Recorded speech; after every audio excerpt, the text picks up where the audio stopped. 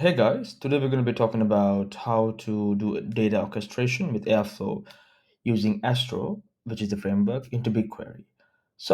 Without wasting further time, let's get right into it. But before we do that, I want to just touch on some topics in terms of let's say a theoretical understanding. So I want to first go through what is data orchestration. As the name suggests, data orchestration is basically the automated process for taking data that is in different places. So it could be from multiple storage locations, combining it and then organizing it, and making sure that it's sent to a data warehouse for analysis. Because this data analysis will then be connected to BI system, which will then allow the data analyst to look into the data and see what it's telling them. So really, put simply, all data orchestration is taking in data from different locations, bringing it to one point, transforming it, and then just sending it into a data warehouse. But then it'll be used by BI systems to make the data available, understandable, visible. An example of this is, let's just assume that there is a software as a service product which uses Stripe to handle payments, Amplitude to understand user behavior, and GA to understand where the user came from. So Google Analytics, right? So this contains, these are three locations of data, as we said. These are siloed data. So one is in Stripe, one is in Amplitude, GA. So all of these three platforms combined can is basically is basically information about a user. So if a user came to the software as a service product that we're talking about, they are tracking how they came to the product will be tracked using GA and Amplitude, and the payment details when they make a conversion or when they make a payment will be tracked by Stripe. So it's important for the data analyst to see what kind of user behavior the user displayed before they actually made the purchase and how much the purchase was. Yeah. So as a data engineer, our job would be to combine the data that is in all these three locations, send it to BigQuery, which is the data warehouse, which will then allow the data analyst to use their BI tools to get a clear understanding of how all of this data, to get an understanding of the story that this data is telling. Yeah. So, with that being said, let's jump quickly into talking about what is Airflow. Uh, Airflow is an open source platform that allows data engineers to schedule and send data, create using workflows. This is created using Python. It's just fantastic. It has so much more flexibility, and it's usually the tool that is used often by data engineers to send data. Astro, on the other hand, is a cloud solution that allows for the easy creation of Airflow DAGs. So Airflow is the core technology that we are using to send our data onto the data warehouses like BigQuery, whereas Astro is the framework that we are using to create the Airflow DAGs. I'm not going to go too deep into what are DAGs and all of those things, because I assume that you would have a basic understanding of those right now. Uh, so let's talk about the plan for today. We're going to be looking to set up an Astro project. Once we do that, we're going to be looking to create a BigQuery project, and we will create the credentials using a service project. And then we're going to be writing some DAGs to send the data to BigQuery. This code will then be discussed in detail uh, while I'm on the screen. So let's get right to it. Let me just take this out of escape, and we can pop into this. So the first thing to do is it's best to create a folder. So in your preferred IDE, so I have cursor over here.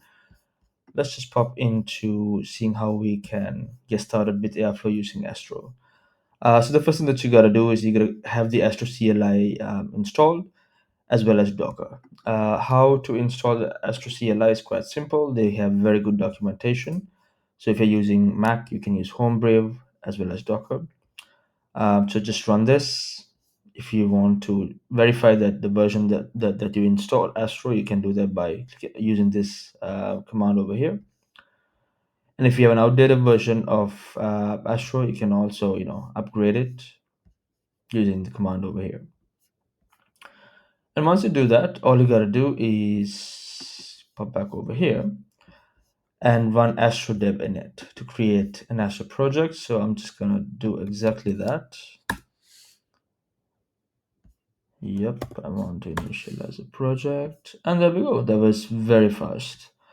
So this is what an initialized Astro project looks like. It has setup details. It has an example DAG. Include and plugins are empty, and it has a test for the example DAG over here. And it has some env files, git ignore, YAML, Docker file, etc., etc., and packages.txt, which is where we will be requirements.txt, where we'll be installing the packages that we want to install. Righto. So let's let's sort of run this thing, yeah. Make sure that our project is already running. Righto. So that might be because I have an old instance running, so I'm just gonna stop that. Let's remove that. So let's do this again. Alrighty, there we go. We've got the setup done. Airflow has started. Project is running. And you can see that we are allowed to see the UI. But I was logged in, so that's why I was directed straight into it. But if you are seeing this screen when you logged in, all you gotta do is just type admin. You can change passwords later on, but the first sign in is always done with admin. So if you are having trouble with not being able to log in, just try those credentials and you should be fine. All right, so we've got an example DAG.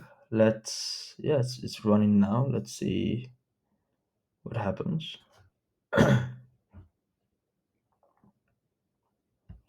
And the run was a success. Fantastic. So we know that Astro is working, the DAGs are working, everything is as expected. Great. Things are good. Things are good. So the next step, as we saw over here, is to set up a BigQuery project and create the credentials. Great. So let's do exactly that. Let's go to Google Console. Let's create a new project. Let's call it BigQuery. Let's say using DAGs with Astro and BigQuery. Naming is always tough, but I think that should work. It's being created right now.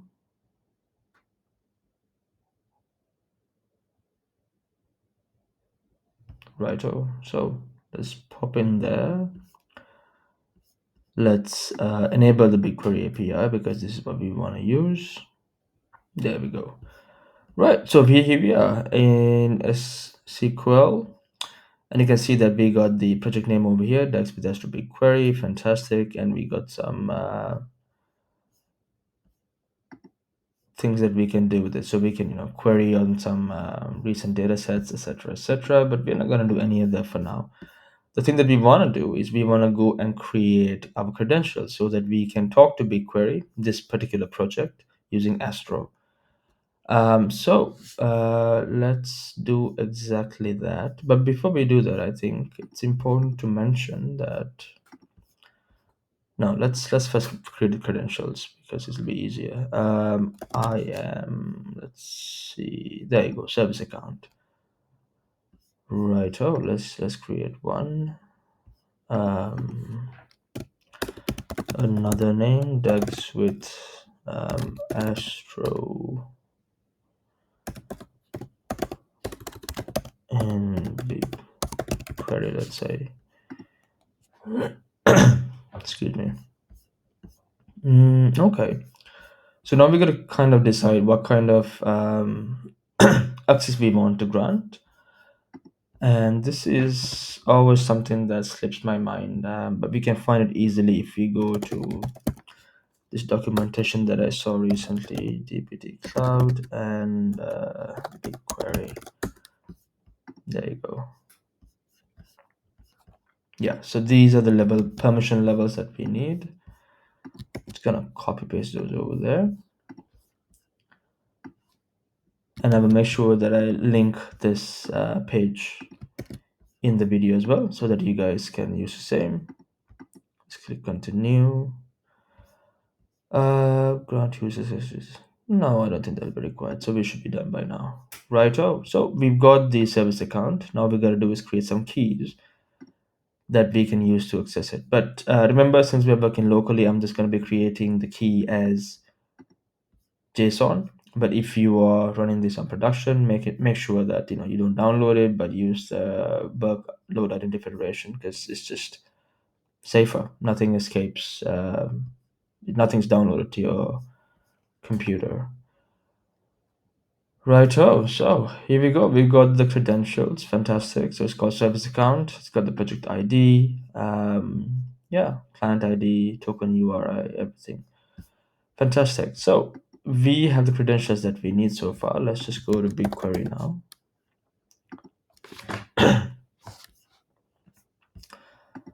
Whoops, that was not supposed to happen. Lovely. So here we are. The next thing to do is we have to install a package that will allow Astro, or rather, the framework to connect to BigQuery. And the documentation for that should be somewhere here. Oh, here it is. It's called create a BigQuery connection in Airflow. I'm just gonna leave. I will leave this in the resources as well. Astro. I will make sure that I share this slides with you, so that all the resources that I use to create this project is available to you as well. Astro BigQuery package. Whoops. Let's. There we go. This is what we need, so I'm just gonna put that over here. Great. Right, so since we're here, let's go and copy this over here. And I think that we might need to restart this to install the packages. All right, we should be up and running. There we go. Great. So so far what we've done is we've started. We've created a project using Astro. We've opened the Airflow UI over here. We've run an example tag. We've gone into BigQuery, created the credentials using the service account. And then we install the package in our Astro project that allows us to talk from Astro to BigQuery, and via establishing connection. So all we got to do right now is write some code. And I'm going to do the inside example tag. And the code that I want to write is available in this gist, which I will share with you again. I don't want to waste too much time writing this code line by line. What I would rather do is explain what's happening over here, so that you understand what this code means and where I'm coming from. And you can just also copy paste this, because I would like you to copy paste this, and then in an ideal scenario, you would play with your own data to get a feel for how everything works. Before we do that, however, I want to quickly touch on something, a concept, let's say. So in BigQuery, there are, let's say, three tiers of data to begin with. The first is the project level, which is Airflow BigQuery lesson. And inside this, you can create something that we call a data set. And a data set can have many tables. So let's say that we create a data set called countries. And inside the countries, we can have whoops. Oh, excuse me, that was the wrong project. We should be over here. Dags with Astro BigQuery. So Dags with Astro BigQuery would be what we call the project. And inside here, we can create something called countries. And this is the data set. which can in turn have many different tables with many different names. So if we want to add tables, I don't know, if you want to add a table for, let's say, the USA, which will then contain information about USA, we would do that over here. If you want to create something, if you want to create a table for, let's say, the UK, we would do that over here and insert the information about the UK. If you want to do that for, let's say, Poland, which is where I'm from right now, we would do that over here. So uh, just to reiterate, this is the project, this is a dataset ID, this is table. So the table ID would be Poland. And you can see that when I, for example, copy ID, you will see that it contains a project and then the dataset ID. If I click over here and copy the ID, it would contain the table ID. So over here, you got the project ID, you got the dataset ID, and you got the table ID. Great. And that's what we see over here. So right at the very top, we have a doc, which is basically standard, just giving information about what this DAG is about. So I've just written that this module contains the DAG definition for adding converted customers to BigQuery. Converted customers is just an example I'm using. We don't have to dig too deep into it. In terms of the imports, I'm using the decorator DAG, so it's over here. And BigQuery allows us some very cool operators, and I'm importing them from over here. And this is available to us because we install this. And we have different operators that is called BigQuery create empty dataset operator, BigQuery create empty table operator, sorry, BigQuery insert job operator, and we have the usual date time. And we are having some constants. So I'm calling, I'm giving the name data set called customers. Table is going to be called converted customers, and the project ID, this has to be updated to match our current project ID. So let's do that. So let's organize this a little bit. So project ID at the top level, then the data set, which is called customers, and the table inside the customers data set is going to be called converted customers.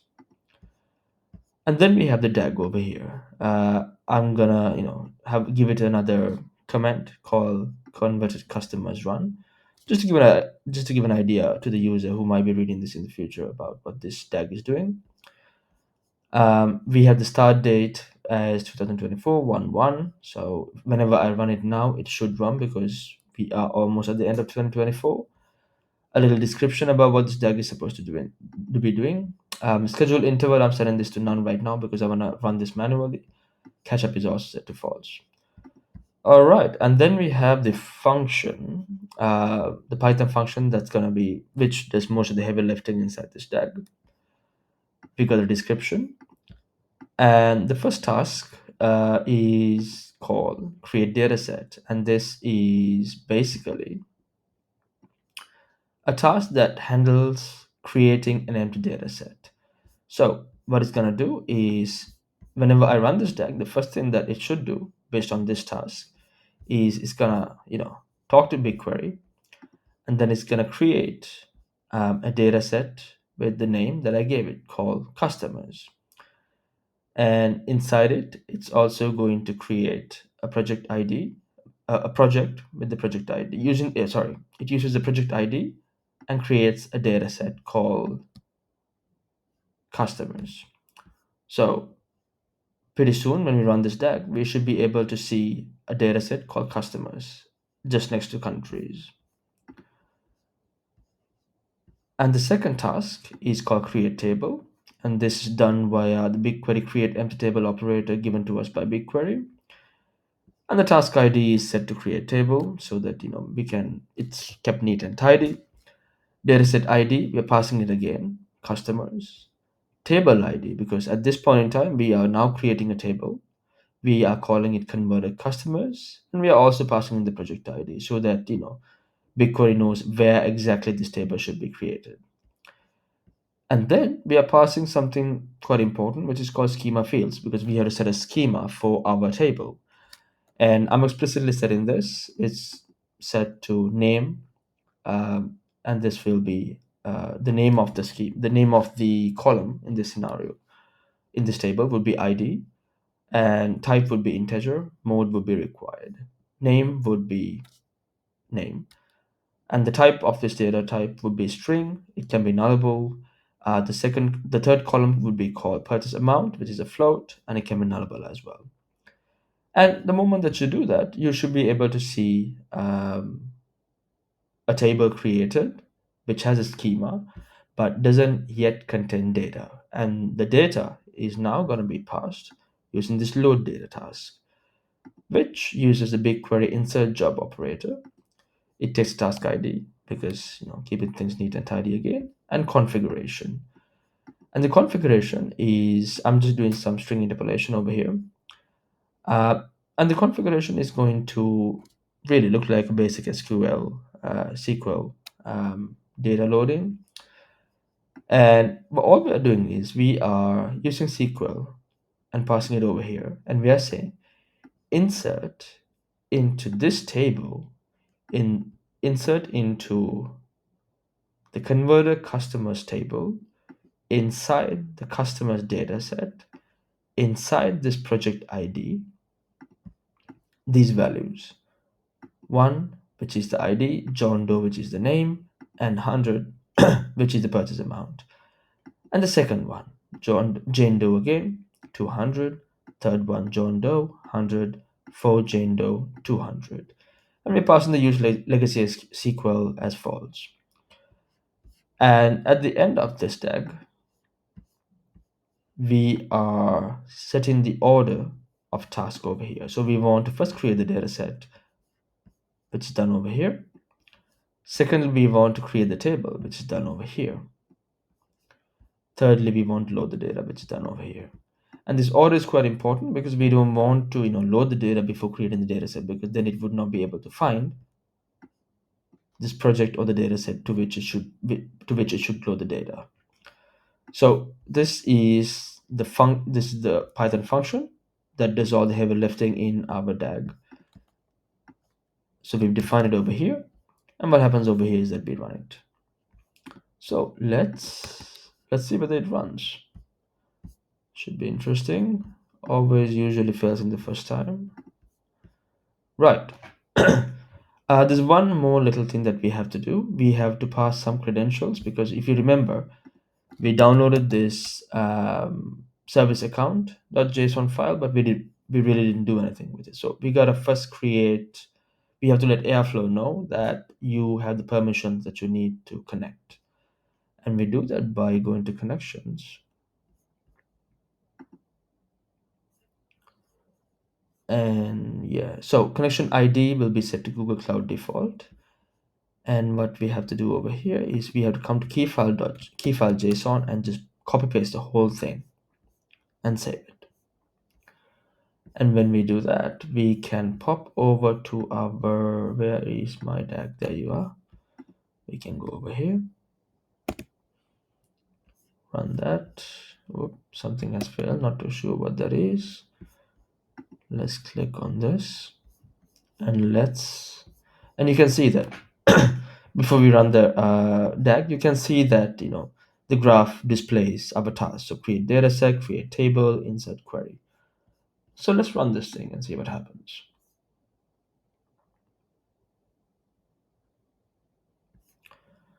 Okay, the first step is green, second step is green. Great, and the third step is green as well. So that means our DAG was successful. Fantastic. Let's take a look at what we have. So before I refresh, I want you guys to look at this. So we've got the project, we've got a data set under which we have some data tables. If you refresh, however, we should see something new. There you go. Inside the project with DAGs with Astro-BigQuery, we got the customers data set. inside which we have the converter customers table, which has a schema of ID, integer, required, name, string, nullable, purchase amount, float, nullable, as we specified over here. And if you look into the preview of data, you will see the data that we pass. So, 4 Jane Doe 200, 2 Jane Doe 200, John Doe 200, John Doe 100. And you can see that these are the exact same data that we passed over here.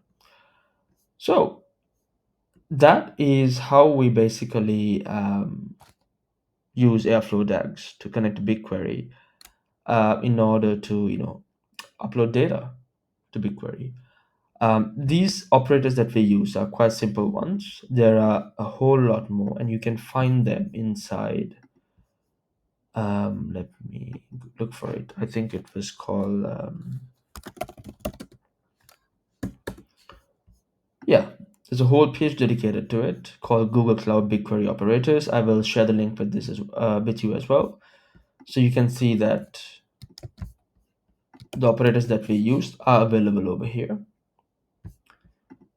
and that there's a lot of flexibility for you as a developer to work with BigQuery and Airflow, because there's a whole lot of examples and information over here that you can use to really decide how you're going to wrangle your data, transform it before you send it to BigQuery. All right. So I think that brings us to the end of this lesson. What I'm going to be doing is I'm going to be sharing these slides with you, which at the end of it contains all these resources and the links. If you have any questions, any feedback, just put it down in the comments below, and I'll make sure I get back to you as soon as possible. Thank you so much for watching. If you have suggestions on things that you would like me to do more, please also drop them down in the link below, or rather the comments below. And I'll get back to you as soon as I can. Thank you for watching. Take care.